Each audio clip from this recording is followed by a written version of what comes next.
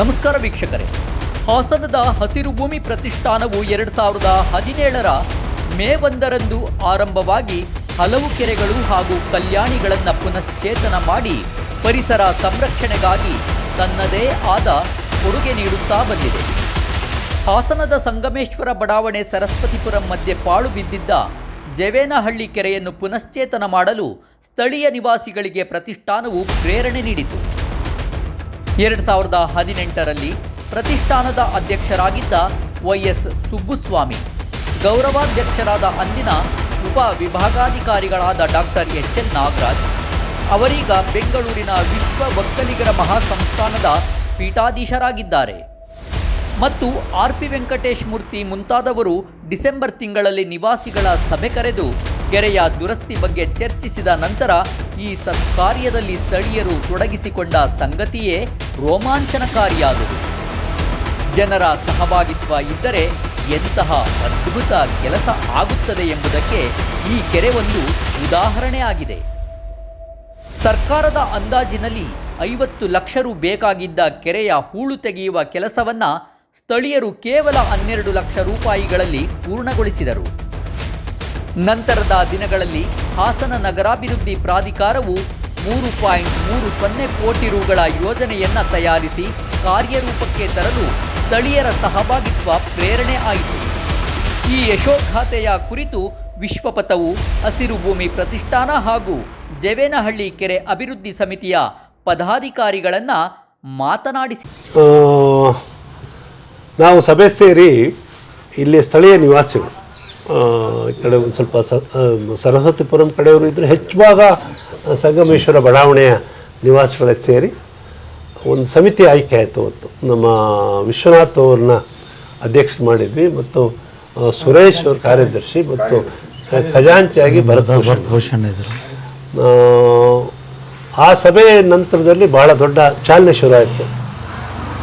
ಈ ಸಮಿತಿಯವರೇ ಕೆರೆಯ ಕೆಲಸವನ್ನು ಕೈಗೆತ್ತಿಕೊಂಡ್ರು. ಅದಕ್ಕೆ JCB ತರಿಸೋದು, ಟ್ರ್ಯಾಕ್ಟ್ಗಳನ್ನು ತರಿಸೋದು, ಒಂದು ನಿರಂತರವಾಗಿ 4 ತಿಂಗಳ ಕಾಲ ಮನೆ ಕೆಲಸ ರೀತಿಯಲ್ಲಿ ಈ ಸಮಿತಿಯವರು ಒಂದು ಕಡೆ ಕೆಲಸ, ಇನ್ನೊಂದು ಕಡೆ ಹಣ ಸಂಗ್ರಹ ಮಾಡ್ಕೊಂಡು ಹೋಗುವಂಥದ್ದು. ಈ ಥರದ್ದೊಂದಾಗಿ 4 ತಿಂಗಳ ಒಳಗಡೆ ಒಂದು ಒಳ್ಳೆಯ ರೂಪಕ್ಕೆ ಬಂತು ಕೆರೆ. ಅದನ್ನು ವಿಶ್ವನಾಥ್ ಅವರು ಸ್ವಲ್ಪ ತಮ್ಮ ಅನಿಸಿಕೆಗಳನ್ನು ಹಂಚಿಕೊಳ್ತಾರೆ. ಹೇಗಾಯಿತು, ಯಾವ ರೀತಿ ಹಣ ಸಂಗ್ರಹ ಆಗಿದ್ದು ಮತ್ತೊಂದೆಲ್ಲ ವಿವರಗಳಂತು. ನನ್ನ ಹೆಸರು ವಿಶ್ವನಾಥ್ ಅಂತ.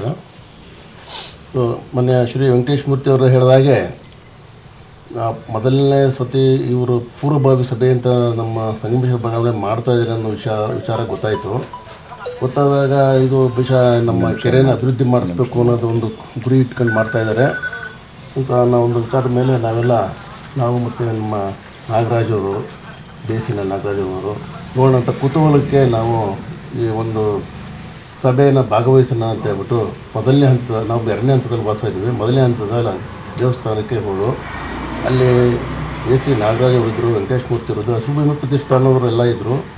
ಹಸಿರು ಭೂಮಿ ಪ್ರತಿಷ್ಠಾನದ ಬಗ್ಗೆ ನಮಗೆ ಅವಾಗ ಹೆಚ್ಚು ಮಾಹಿತಿನಿಲ್ಲ. ಇದೊಂದು ಕೆಲಸನ ಇವರು ಪ್ರೇರೇಪಣೆ ಮಾಡೋಕ್ಕೆ ಶುರು ಮಾಡಿದ್ರು ಅಂತ ನಮಗೆ ಅನ್ನಿಸ್ತು. ಅದಾದಮೇಲೆ ಮತ್ತೆ ಸಭೆ ಮುಂದುವರಿದಂತೆ ಮತ್ತೊಮ್ಮೆ ಸೇರಲು ತೀರ್ಮಾನ ಮಾಡಿ ಹೆಚ್ಚಿನ ಜನಸಂಖ್ಯೆಯಲ್ಲಿ ಅಥವಾ ಹೆಚ್ಚಿನ ಒಂದು ಆಸಕ್ತಿ ಇರೋಂಥ ನಿವಾಸಿಗಳನ್ನ ಸೇರಿಸಿ ನಮ್ಮ ಶಿವಪಾರ್ವತಿ ದೇವಸ್ಥಾನದಲ್ಲಿ ಒಂದು ಸಭೆ ಮಾಡಿದ್ರು. ಹಸಿರು ಭೂಮಿ ಪ್ರತಿಷ್ಠಾನದಲ್ಲಿ ನಾನು 2018-19 ಅಧ್ಯಕ್ಷ ಆಗಿದ್ದೆ.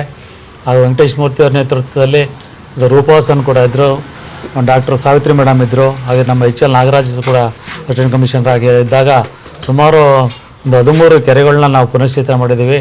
ಸುಮಾರು ಕೆರೆಗಳೆಲ್ಲ ಒತ್ತುವರಿ ಆಗಿತ್ತು. ಆ ಒತ್ತುವರಿ ಸಂದರ್ಭದಲ್ಲಿ ಅವರು ಅಧಿಕಾರಿಗಳಾಗಿದ್ದಾಗ, ಅಸಿಸ್ಟೆಂಟ್ ಕಮಿಷನರ್ ಆಗಿದ್ದಾಗ ಎಲ್ಲ ಕೆರೆಗಳನ್ನ ಒತ್ತುವರಿನ ತೆರವುಗೊಳಿಸಿ ಸುಮಾರು ಈ ಕೆರೆಯನ್ನು ಕೂಡ ಜವನಹಳ್ಳಿ ಕೆರೆ ಕೂಡ ಒತ್ತುವರಿ ಆಗಿತ್ತು. ಒಂದು ತಿರುಗಾಡೋಕ್ಕೆ ಆಗ್ತದೆ. ವೆಂಕಟೇಶ್ ಮೂರ್ತಿ ಹೇಳಿದಾಗೆ, ನಮ್ಮ ಅಧ್ಯಕ್ಷ ಹೇಳಿದಾಗೆ ಸುಮಾರು ತಿರುಗಾಡೋಕ್ಕೆ ಆಗ್ತಿರಲ್ಲ, ಹಂದಿಗೂಟ ಥರ ಆಗಿತ್ತು. ಅದನ್ನು ಇದೆಲ್ಲ ಸರ್ವೆ ಮಾಡಿಸಿ ಬಂದು ಸುಮಾರು ಇವರು ನಿಂತ್ಕೊಂಡು ನಾಗಭೂಷಣ್ ಇರ್ಬೋದು, ಸುರೇಶ್ ಇರ್ಬೋದು, ನಮ್ಮ ಮೋರ ಇರ್ಬೋದು, ನಾಗರಾಜ್ ಇರ್ಬೋದು, ಎಲ್ಲ ಇಲ್ಲಿ ನಿವಾಸಿಗಳು ಎಲ್ಲ ಸೇರಿಕೊಂಡು ಅವು JCB, ಟ್ಯಾಚಿ ಮತ್ತು ಟಿಪ್ಪರ್ಗಳು ಎಷ್ಟು ನೋಡೋಕ್ಕೆ ಒಂಥರ ಚೆನ್ನಾಗಿರ್ತಾವೆ. ಅವಾಗ ಅಷ್ಟೊಂದು ಚೆನ್ನಾಗಿ ಕ್ಲೀನ್ ಮಾಡಿ ಈ ಒಂದು ಸುಂದರ ತಾಣವನ್ನಾಗಿ ಮಾಡಿದ್ದಾರೆ. ಹಾಗೆಯೇ ನಮ್ಮ CSR ಫಂಡಿಂದ ಒಂದು ಇವರಿಂದ HPCL ಕಂಪನಿಯಿಂದ ಒಂದು ಲೈಬ್ರರಿ, ಉತ್ತಮವಾದ ಒಂದು ಲೈಬ್ರರಿ ಕೂಡ ಒಂದು ಮಾಡಿದ್ದಾರೆ. ಹಿರಿಯ ನಾಗರಿಕರಿಗೆ ಇಲ್ಲಿಂದು ಕೂತ್ಕೊಳ್ಳೋದಕ್ಕೆ ಒಂದು ಒಂದು ಪರಗೊಲ್ಲ ಕೂಡ ಮಾಡಿದ್ದಾರೆ. ತುಂಬ ಸಂತೋಷ ಆಗ್ತಾಯಿದೆ. ಹಾಗೆ ನಮ್ಮ ಅಧ್ಯಕ್ಷ ಹೇಳಿದಾಗೆ ಇಲ್ಲಿ ಏನು ಇದು ಹಸಿರು ಕೂಡ ಇರಲಿಲ್ಲ, ಅಂಥದ್ರಲ್ಲಿ ಫಾರೆಸ್ಟ್ ಡಿಪಾರ್ಟ್ಮೆಂಟವ್ರನ್ನ ಅವ್ರನ್ನ ಸಹಕಾರದೊಂದಿಗೆ ಈ ಒಂದು ಹಸಿರು ವನವನ್ನು ಕೂಡ ಮಾಡಿದ್ದೇವೆ. ತುಂಬ ಸಂತೋಷ ಆಗುತ್ತೆ ನೋಡೋದಕ್ಕೆ, ಯಾಕೆಂದರೆ ಇದು ಮಾಡಿ 4 ವರ್ಷ ಆಗಿರ್ಬೋದು ಅಲ್ಲ ಸರ್? 2019 ಏಪ್ರಿಲ್ 22 ತಾರೀಕು ಆ ಮೂದಿನದ ದಿವಸ ಅದನ್ನು ಜಿಲ್ಲಾಧಿಕಾರಿಗಳು ಇದ್ರು. ಆಗ ನಮ್ಮ ಪ್ರಿಯಾಂಕಾ ಮೇರಿ ಅಂತೇಳಿ ಮೇರಿ ಫ್ರಾನ್ಸಿಸ್ ಅವರಿದ್ದರು. ಅವ್ರು ಬಂದು ಸುಮಾರು ಈ ಕೆರೆ ಇರ್ಬೋದು ಅಥವಾ ಚಿಕ್ಕಟ್ಟೆ ಇರ್ಬೋದು, 2 ಕೆರೆಯನ್ನು ಕೂಡ ತುಂಬ ಅಭಿವೃದ್ಧಿ ಪಡಿಸಿದ್ದಾರೆ. ಇದಕ್ಕೆಲ್ಲ ಮೇನ್ ಕಾರಣ ಅಂತ ಹೇಳಿದರೆ ನಮ್ಮ ಜನತಾ ಮಾಧ್ಯಮ ಹಿಂದೆ ಇದ್ದರು, ಅದೇ ಹೆಸರು ಬರುತ್ತೆ. ಅವರಿಗೆ ವಿಶ್ವಪಥ ಟಿವಿನಲ್ಲಿ ಈಗ ಅವರು ಮುಖ್ಯಸ್ಥರಾಗಿದ್ದಾರೆ. ಅವರ ಒಂದು ಪ್ರೇರಣೆಯಿಂದ ಇಷ್ಟೆಲ್ಲ ಕೆಲಸ ಇದೆ. ಸುಮಾರು ಹಸಿರು ಪ್ರತಿಷ್ಠಾನದಿಂದ ಸುಮಾರು ಒಂದು 13 ಕೆರೆಗಳು, ಸಣ್ಣ ಪುಟ್ಟ ಕೆರೆಗಳು, ಒಂದು 15,000 ಗಿಡಗಳನ್ನ, ಒಂದು 48 ಕಲ್ಯಾಣಿಗಳನ್ನು ನಾವು ಕ್ಲೀನ್ ಮಾಡಿದ್ದೇವೆ. ಈಗ ಇಲ್ಲಿ ನಮ್ಮ ಜವೇನಹಳ್ಳಿ ಕೆರೆ ವಿಶೇಷ ಏನಂತಂದರೆ ತುಂಬ ಸ್ವಪ್ರೇರಣೆಯಿಂದ ನಮ್ಮ BSN ನಾಗರಾಜ್ ನಾವು ಇವತ್ತು ಕೂತ್ಕೊಂಡಿದ್ದೀವಿ ಕುಟುಂಬ ಅವರ ತಂದೆ ಸಿದ್ದರಾಮಪ್ಪನವರು ಮತ್ತು ಜಯಮ್ಮನವರ ಹೆಸರಲ್ಲಿ ಅವರು ಇದನ್ನು ಸುಮಾರು ಅವತ್ತೇ 1 ಲಕ್ಷಕ್ಕಿಂತ ಹೆಚ್ಚು ಖರ್ಚು ಬಂತು. ಅದನ್ನು ನಾವು ಕಟ್ಟಿಸ್ಕೊಟ್ರು. ಜೊತೆಗೆ ಅಲ್ಲಿ ಮಕ್ಕಳು ಆಟ ಆಡಲಿಕ್ಕೆ ಬೇಕಾದಂಥದ್ದನ್ನು ಇಲ್ಲಿ ಸ್ಥಳೀಯ ನಿವಾಸಿಗಳು, ಅದಕ್ಕೂ ಅವರೇ ಕಾರಣಕರ್ತರು, ಅವರು ಅದನ್ನು ಕೊಡುಗೆ ನೀಡಿದರು. ಸುಬ್ಸ್ವಾಮಿಯವರು ಹೇಳಿದ ರೀತಿಯಲ್ಲಿ ಸುಮಾರು 35 ಲಕ್ಷ ರೂಪಾಯಿನಲ್ಲಿ ಹಿರಿಯ ನಾಗರಿಕರ ಒಂದು ಕೇಂದ್ರ ಅದು ಇವರು HPCLನವರು ಅವರೇ ನಾವು ಹೇಳಿದ ನಂತರ ಅಷ್ಟೊತ್ತಿಗೆ ಕೆರೆಗಳ ಅಭಿವೃದ್ಧಿ ಆಗ್ತಾ ಇತ್ತು. ಆಗ ನಾವು ಇದು ಅತ್ಯಂತ ಪ್ರಶಸ್ತವಾದ ಸ್ಥಳ ಆಗುತ್ತೆ, ಯಾಕೆಂದರೆ ಇಲ್ಲಿ ಸುತ್ತಮುತ್ತ ಬಡಾವಣೆಗಳಿಗೆ ಒಂದು ಕೇಂದ್ರ ಸ್ಥಾನ ಆಗುತ್ತೆ ಅಂಥೇಳಿ ನಾನೇ ಅವರಿಗೆ ಸಲಹೆ ಕೊಟ್ಟೆ, ಇಲ್ಲೇ ಅದನ್ನು ಮಾಡೋ ಸೂಕ್ತ ಅಂಥೇಳಿ.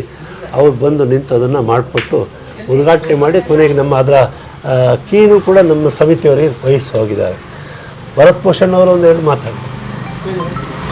ಭರತ್ ಭೂಷಣ್ ಅಂತ ಪಕ್ಷದಲ್ಲಿ ಕೆರೆ ಇದೇನದೆಲ್ಲ ಮರ್ಕೊಂಡಿದ್ರು, ಇವರು ಸಮಾಧಾನ ಮಾಡೋಣ ಅಂತ ನಮ್ಮ ಅಭಿವೃದ್ಧಿ ಪ್ರತಿಷ್ಠಾನದವ್ರು ಬಂದು ಶುರು ಮಾಡೋಣ ಅಂತ ಹೇಳ್ಬಿಟ್ಟು ಬಂದು ಶುರು ಮಾಡಿಸಿದ್ರು.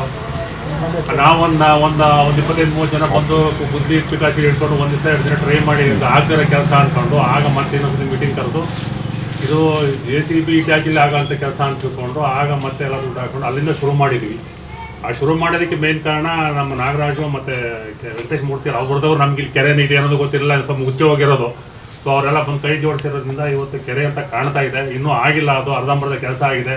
ಗೌರ್ಮೆಂಟ್ ಅರ್ಧ ಅನುದಾನ ಬಂದಿದೆ, ಅರ್ಧ ಮಾಡಿದ್ದಾರೆ, ಪೂರ್ತಿ ಕೆಲಸ ಮಾಡಿಲ್ಲ. ಅದಕ್ಕೆ ಯಾರು ಹೊಣೆನ ನನಗೆ ಗೊತ್ತಿಲ್ಲ. ನಾವು ದಿವಸ ಕಾಯ್ತಾ ಇದ್ದೀವಿ ಪಕ್ಷಿಗಳಂಗೆ, ಇವತ್ತಾಗುತ್ತೆ ನಾಳೆ ಆಗುತ್ತೆ ಅಂತ, ಇನ್ನೂ ಆಗಿಲ್ಲ. ಅವ್ರ ಮುಂದೆ ಈ ಥರನೇ ಪೇಪರಲ್ಲಿ ದಿವಸ ಅದ್ರ ಮೇಲೆ ಅಡ್ವರ್ಟೈಸ್ಮೆಂಟ್ ಕೊಟ್ಟು ಏನಾದ್ರು ಬಂದು ಬರುತ್ತೆ ಅನ್ನೋ ಗೊತ್ತಿಲ್ಲ.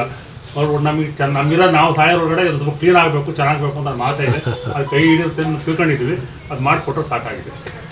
ಏನಾದರೂ ಮೋರೆಯವ್ರ ಪರವಾಗಿ ನಾನೇ ಮಾತಾಡ್ತೀನಿ. ಮೋರೆಯವರು ಅವತ್ತು ಎಲ್ಲಿಂದ ಅಂದರೆ ಎಷ್ಟು ಚುರುಕಾಗಿ ಕೆಲಸ ಮಾಡ್ತಿರೋದು, ಬೈಕಲ್ಲಿ ಇಟ್ಕೊಂಡು ಹೊರಟು ಅಂತಂದರೆ ಯಾವುದೇ ಆಫೀಸ್ ಇರ್ಬೋದು, ಕಚೇರಿ ಇರ್ಬೋದು, PWD ಆಫೀಸ್ ಇರ್ಬೋದು, ಮುಖ್ಯವಾಗಿ ಅವರು ಮಾಡಿದ ಮೊದಲನೇ ಒಂದು ಕೊಡುಗೆ ಅಂತಂದರೆ ನಮ್ಮ ಕೆರೆಗೆ ನೀರು ಬರಬೇಕು. ಕ್ಯಾಚ್ಮೆಂಟ್ ಏರಿಯಾ ಅದು ಕಾಲೇಜ್ ಕಡೆಯಿಂದ ನೀರು ಮಳೆ ಬಂದಾಗ ಅಲ್ಲಿ ಮುಂದಕ್ಕೆ ಹೋಗ್ತಾ ಇತ್ತು. ಬಟ್ ಅಲ್ಲಿ ಒಂದು ಕಲ್ವರ್ಟ್ ಮಾಡಿ ಅದು ಪೈಪ್ ಮಾಡಲಿಕ್ಕೆ ನಿಜವಾಗಿ ಇವರು ಹೋರಾಟ ಮಾಡಿದ್ರಿಂದ ಆ ಒಂದು ಕೆರೆ ಒಂದೇ ಒಂದು ಮಳೆಗೆ ಈ ಕೆರೆ ತುಂಬ್ತಾ ಇದೆ. ನಿಜವಾಗಿ ಇವರು ಮಂಜುನಾಥ್ ಮೋರೆಯವ್ರನ್ನ ಈ ಸಂದರ್ಭದಲ್ಲಿ ನಾವು ಅವ್ರಿಗೆ ನೀಡಿದ ಪಾತ್ರವನ್ನೆಲ್ಲ ಹೌದೌದು ಅವರೇ ಹೋರಾಟ ಮಾಡಿ ಅಡ್ಡ ಒಂದು ಪೈಪ್ ಹಾಕಿಸಿ ರೋಡಿಗೆ ಅದನ್ನ ತಿರುಗಿಸಿರೋದು, ಡಿವೈಡ್ ಮಾಡಿ ಮಳೆಗೆ ಕೆರೆ ತುಂಬುತ್ತೆ ಸರ್. ಈಗ ಅಲ್ಲಿ ಈಗ ಕೆರೆ ಹತ್ರ ನಿಂತ್ಕೊಂಡು ಅದು 2 ಕಡೆ ನಿಂತ್ಕೊಂಡು ಹಂಗೆ ಮಾತಾಡ್ತಾವೆ. ವಿಶ್ವಪಥ ಟಿವಿಯಿಂದ ನಿಮ್ಮ ಪ್ರೀತಿಯ ಬಾಲರಾಜ್. ವಿಶ್ವಪಥ ಟಿವಿಯನ್ನು ಸಬ್ಸ್ಕ್ರೈಬ್ ಮಾಡಿ, ಶೇರ್ ಮಾಡಿ, ಲೈಕ್ ಮಾಡಿ.